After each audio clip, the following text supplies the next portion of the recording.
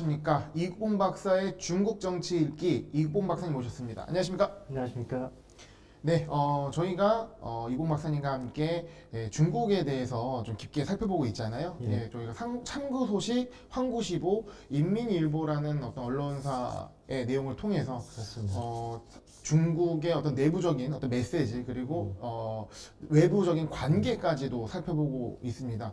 참고 소식 황구시보 같은 경우는 이제 인터넷방으로 하기 때문에 예. 참고 소식망 그리고 인민일보망 아까 그 황구시보망이라고 표현을 저희가 하고 있고요. 맞습니다. 오늘은 또 어떤 내용으로 저희를 또 이끌어 주실 건가요? 예, 오늘은 좀 이제 따뜻한 네.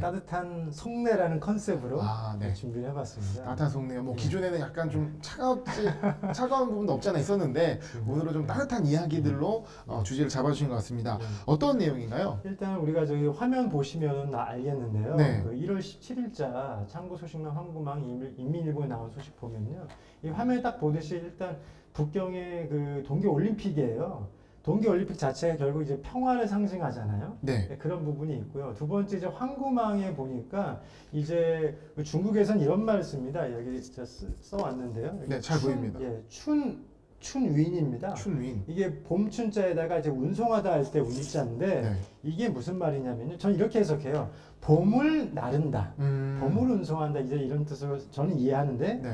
본 뜻은 뭐냐면 음력 이제 설을 전후로 해가지고 승객이라든지 화물을 이제 수송하는 거 그걸 갖다가 이제 춘윈이라고 합니다. 네. 근데 여기 첫 번째 화면에서 보듯이 이제 그 열차가 아무래도 새벽에도 막 움직이고 하다 보면 추운 날씨에 이게 아무래도 동파나 이런 문제가 좀 생길 수가 있어요. 그래서 시설 관리하는 것들을 이제 보여주는 거고요. 인민일보 마지막 이제 화면에 보면은 이 열차 내에서 이제 중국에서도 이제 열차 그 서비스를 좀 질적으로 향상시키겠다는 노력을 많이 하는데 이 보면은 이 복자거든요. 어린 승객을 안고서 이제 복을 주는 네. 이런 모습이 보이는데 이걸 보니까 조금 이제 굉장히 따뜻한 느낌이 들었습니다. 그래서 이제 그런 컨셉으로 오늘 한번 이제 진행을 해보고 싶었습니다. 예. 네. 그러면 첫 번째 네. 기사부터 보도록 하겠습니다. 여기서 첫 번째는 이제 그 동계올림픽 관련된 소식 먼저 이제 얘기하고 네. 진행을 할 텐데요. 헤드라인부터 한번 보도록 하겠습니다. 예. 예. 外媒关注古特雷斯确认出席冬奥开幕式.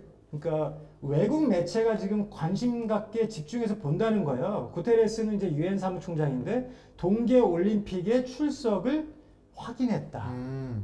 이제 그 소식이고요. 첫 네, 번째고요. 올림픽 소식이네요. 예. 네. 두 번째부터는 이제 오늘 이제 일본 네. 쪽 이제 속내를 좀 들어보자. 네. 우리나라 같은 경우에 이제 한중수교 30주년인데 네. 일본 같은 경우는 중일수교, 일중수교 50주년입니다. 그래서 이제 최근에 중국과 관련돼서 일본은 어떤 마음을 가지고 있나? 또 한번 점검해보는 의미인데요. 日美社论以西为鉴,建立信心中的关系 해서요. 일본 매체 사설 가운데서 이런 얘기를 하는 거예요. 역사를 거울 삼아서 건립하자. 신형, 새로운 형태의 중일 관계. 두 번째 소식이고. 세 번째가 일본学者, 일본 학자가 말합니다. 일본 인가의 관주, 반드시 집중해야 된다. 중국 신파전 제도안. 중국의 새로운 발전 제도안, 단계.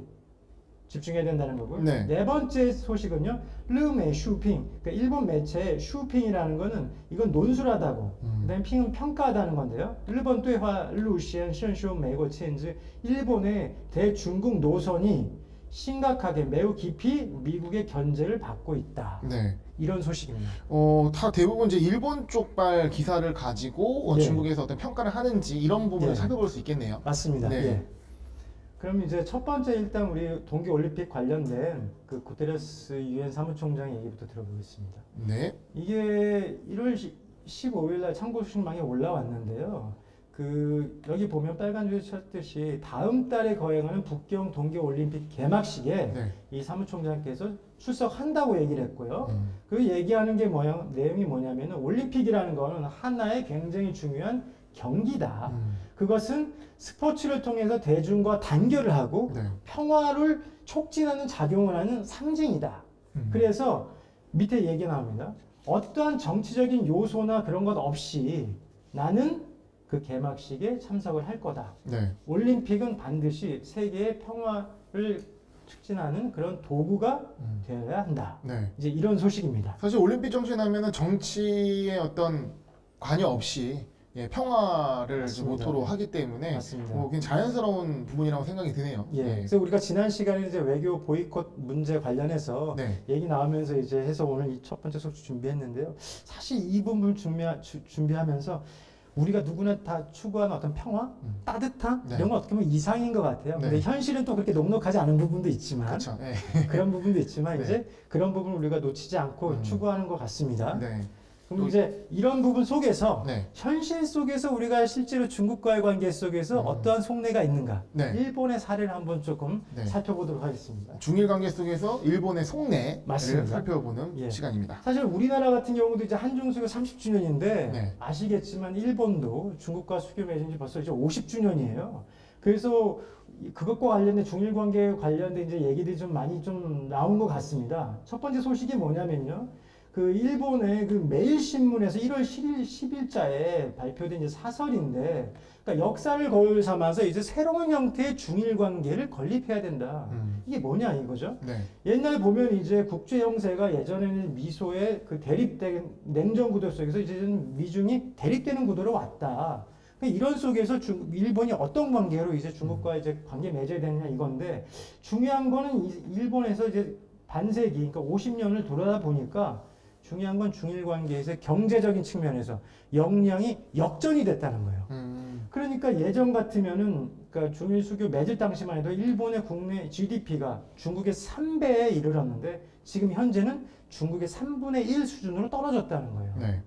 그래서 이런 상황이 어떻게 된 거냐. 이게 보게 되면 사실은 중일 관계 속에서 수교 맺기 전에는 핑퐁 외교로 이제 미국하고 중국이 가까워지고 통해서 중국하고 일본도 가까워지면서 수교를 맺게 됐는데, 중요한 거는 최근 들어 이제 50세기가 지난 지금, 그래서 코로나 지금 이런 상황 속에서는 중국하고 일본 사이에서 고위급 왕래도 네. 거의 지금 중단된 상태다. 그래서 굉장히 좀 복잡한 심정이, 이게 도대체 중국과의 관계 속 어떻게 좀 그 균형을 감각을 갖춰야 되느냐. 미국과의 관계 속에서도 좀 너무 중국과 가까워질 수도 없고 멀어질 수도 없고.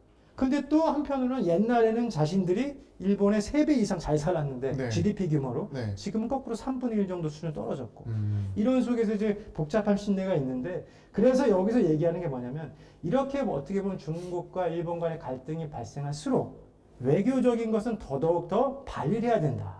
외교 역할을 더 발휘해야 된다는 거고요. 그 얘기는 뭐냐면 서로 간에 신임할 수 없는 부분들이 연쇄적으로 반응하는 이런 것들을 막아야 된다는 게 첫 번째였고요. 네. 두 번째는 이런 얘기가 나옵니다. 뭐냐면, 아니 미국도 여기 빨간 줄 쳐놨는데요.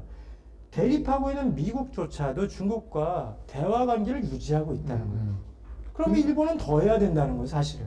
근데 왜 우리는 이러고 있는 것인가라는 부분에 그런 이제 속내가 아. 지금 보이는 것 같습니다. 그러니까 지금 사실 뭐 중일 관계가 굉장히 안 좋다고 인식을 하고 있는데, 그러니까 외교적으로도 상당히 교류도 예. 적을 뿐더러 이것이 또 민간까지 영향을 미치는 그렇습니다. 상황이고요. 예. 그러면 이 부분에 있어서 일본의 어떤 입장은 이렇게 계속 가면 안 된다. 좀 복잡한 것 같아요. 네, 다시 그러니까. 어쨌든 이거를 맞습니다. 현실을 인식하고 그냥 이들을 방치하는 것이 아니라 새로운 관계로 재정해야 된다. 심지어 미중 전쟁 중에 미중도 이 정도는 아닌데 왜 우리가 이래야 하느냐를 얘기하네요. 그런 거죠. 예. 그래서 이 바로 이 밑부분에 네. 이런 얘기가 나와요. 그러니까 그 중일 수교 당시에도 대만 문제라는 전쟁 책임 문제가 있었는데, 그때도 결렬되는 상황이 있었지만 네. 서로 구동종이하면서 갔었다. 그러니까 다시 이제 원점으로 네. 한번 돌아가서 생각해봐야 시점이 아니냐. 사설의 내용은 이겁니다. 네.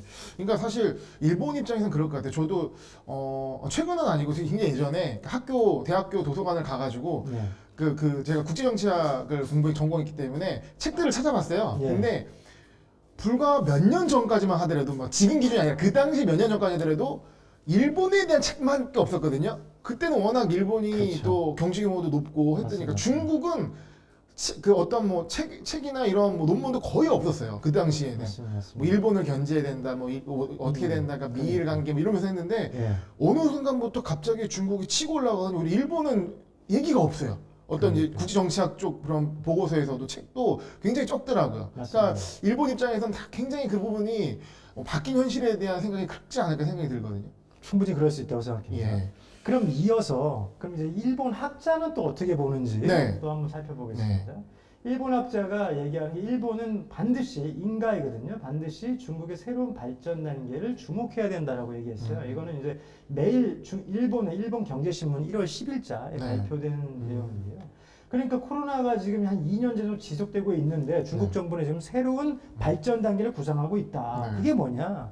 이 인구 대국인 중국이 중등수입 국가로서 이제 앞으로 좀 치고 나가고 있는 상황인데 사실 국내적으로는 아이를 많이 안 낳고 그 다음에 이제 노령화, 고령화 네. 사회 네. 그런 문제, 그 다음에 도시 빈부 격차 네. 이런 부분들이 좀 어려운 점이 있고요. 또 외적으로는 중미 전쟁 네. 그런 관계 속에 코로나 속에서 어떻게 이걸 돌파해야 되느냐 이런 복합적으로 어려운 형세 속에 지금 놓여 있는 상황 속에서 2020년도에 중국 정부가 내놓은 게 국내 대순환이라는 거예요. 네. 근데 사실 이거 여기서 얘기하고 뭐냐면 쌍순환이라고도 하는. 쌍순환이라고 네. 합니다. 네. 근데 여기서 이제 이 일본 학자가 주목하는 거는 여기에는 또 하나 제시하고 있는 게 신발전 단계라는 건데 네. 그걸 보면 이제 간단하게 이제 얘기하자면 이렇다는 거예요. 중국이 결국은 국내를 이제 중시하겠다. 그러니까 중장기적으로는 국내에서 이제 산업이라든지 이제 비즈니스가 소비라든지 분배에 어떻게 보면 좀 더 균형을 맞추느냐 그런 부분에 좀 집중을 할 것이고 그다음에 경제 발전과 국가 안보적인 문제에 있어서 상대적으로 안보 문제를 굉장히 중시하게 되는 그런 상황이 됐고 경제 문제, 대외 경제 문제에 있어서는 신형 국가, 그 다음에 이제 개발도상국 이런 국가들과의 관계를 강화하는 방향으로 경제, 대외 무역도 좀 중점을 두겠다 이런 측면을 보고 있어요. 근데 이 관점에서 굉장히 중요하다고 이 학자가 이제 보는 건 뭐냐면은 관건이 되는 건 민간 영역에서의 활력을 어떻게 유지하느냐. 네. 그래서 첫 번째가 이제 중국 정부에서 하나는 이제 최첨단의 어떤 그 기술 같은 것들은 이제 외자 도입을 한다든지 기술 기업들을 도입한다든지 이런 것들은 계속 이제 강화할 거라고 보고 네. 있고요. 네. 두 번째 측면에서는 뭐냐면 빅테크 기업들 같은 경우에는 너무 이제 좀 이제 그 감독 강화를 좀 하겠다. 그러니까 사실 중국에서는 내부에서는 빅테크가 이제 양극화를 좀 더 이제 심화시키는 고착화시키는 새로운 이제 신의 어떤 계층이라고 할까 나와서 아이디어를 통해서 새로운 산업이 나와야 되는데 빅테크가 너무 영향이 크다 보니까 이제 그런 것들을 좀 불공정한 부분을 잡겠다 이제 이런 부분인 것 같습니다. 네. 그래서 사실 일본의 입장에서는 경제 대국으로서 여기 나와 있어요. 경제 대국으로서의 중국과의 어떤 밀접한 무역 관계를 유지하는 것도 중요하고 동시에 고위급 간의 대화 채널을 계속해서 유지해야 된다 얘기합니다. 그러니까 앞에 내용으로 이어지네요. 같은 이어지고 내용이네요. 있어요. 예. 그러니까 외교적으로 사실 대화가 진행이 돼야 여기서 강조했던 민간에 있어서 교류도 확대될 수 있는데 맞습니다. 일단은 고위급의 대화가 워낙 지금 단절돼 있다 보니까 민간에서 교류 상당히 제한되는 부분이 느껴지는 내용입니다. 그러니까 사실상 이런 것 같아요. 중국 내에서 그 투자라든지 이걸 국내 수요를 좀 확장하는 방향으로 간다면 네. 일본도 이 시장을 놓칠 수 없지 않냐? 예, 그리고 이런 부분도 있는 것 같습니다. 지금 여기서 신발전 단계, 중국의 발전 단계 변화하고 있고 사회 문제가 있고 기술에 있어서 일본의 뭐 그렇죠. 장점이 있으니까 맞습니다. 이거를 맞습니다. 활용하면 굉장히 좋은 시장을 얻을 수 있는데 너무나 막혀 있다. 그런 좀 아쉬움이 느껴지는 대목이네요. 맞습니다. 네. 그래서 여기서 맨 마지막에 얘기했지만 지금의 중국은 이미 일본이 수교 맺을 당시의 중국은 아니다. 이 얘기를 또 하고 있습니다. 아, 이제 현실 인식이 현실 인식이 그런 것입니다. 네. 그럼 또 다음 준비된 것도 보겠습니다. 다음은 뭐냐면 일본 매체에서 네. 이건 논술하고 평가하다는 건데 일본의 대중국 노선이 깊이 영향받는다? 무슨 미국의 견제. 좀 이제 약간 일맥상통하게 가는 부분들인데요. 이건 1월 13일자 일본의 경제신문에서 네. 또 나온 소식입니다. 뭐냐면은, 그러니까 아무래도 이런 것 같아요. 일본도 이제 50주년이나 됐으니까 중국과의 관계를 보니까 전체적으로 한번 좀 점검하는 차원에서 돌아보는 것 같아요. 그럼 여기서 얘기한 게 뭐냐면 양국 관계가 굉장히 가까워지고 이제 밀접한 관계로 50년을 지내왔는데 중요한 건 50년 이후 지금 상황에서 볼 때 중국과 일본의 경제 실력이 역전됐다는 중요한 변화가 있다. 중국의 굴기를 했는데 이러다 보니까 지금 근데 중요한 건 미국과 일본 사이가 좀 대립적인 상황이 되다 보니까 일본은 과연 여기서 어떻게 중국과의 관계를 잡아가야 될지 찾지 못하고 있다. 지금 이런 형편이다라고 얘기를 하고 있는 거고요. 네. 그래서 중일 관계를 갖다가 이제 돌아볼 때 냉전이 막 끝났을 당시에는 일본 같은 경우는 이제 미국이나 유럽과는 좀 어느 정도 거리를 두면서 네. 일본 이제 또 심지어는 1992년도 같은 일본이 일본 천황이 중국을 방문할 정도 이런 관계를 맺었다는 거예요.